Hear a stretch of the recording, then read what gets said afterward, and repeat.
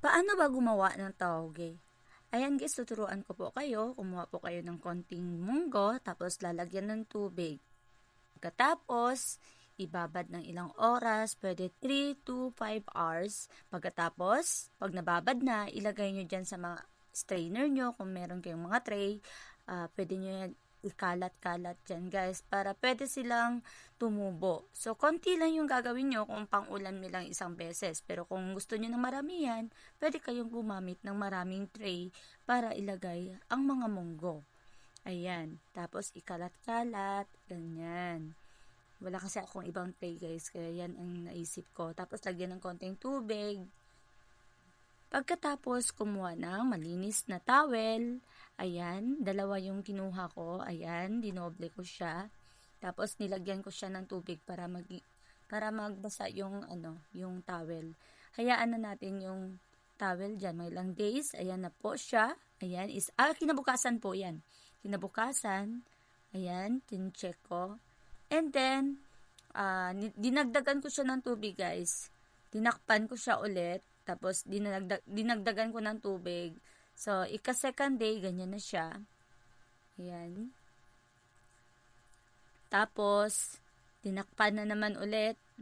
Yan, 3 days guys. Ayan na! Pwede na siyang lutuin. Ayan guys, meron na siyang tumubo na siya. So, marami na siyang ugat. Anong tawag niyan sa likod? Tumubo na siya.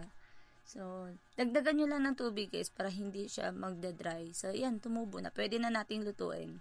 So, igigisa kung ano yung gusto nyong gawin sa tauge. Pwede kayo maglumpia. Ayan guys, pero bago ang lahat, kukunin muna natin yung mga, ano tawag sa Tagalog, yung ugat, yung mga, yan, roots niya. Ayan guys, ang ginawa ko. Nag-prepare na ako ng manok guys, kasi yan po ang isasahog ko. Ayan guys, tinanggalan ko na po siya ng roots. Yan, ano tawag yan sa ugat ba yan? Anong tawag sa Tagalog? Ayan guys, kita nyo naman. So after that, ready na siya. Pwede na siyang lulutuin. So ayan, tapusin muna natin. Ayan, tinanggal lahat. Pagkatapos, pwede nang hugasan. Mag-prepare na tayo ng mga isasahog kung ano yun, igigisa mo ba o ganyan. Ayan guys. So, wala na siyang ugat. Ayan na, ready na, nahulog. Ayan.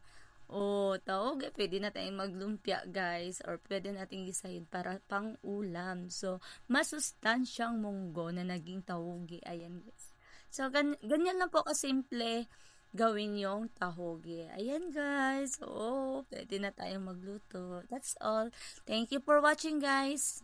Ayan. Kunin natin yung iba. Diba? Ang sarap-sarap.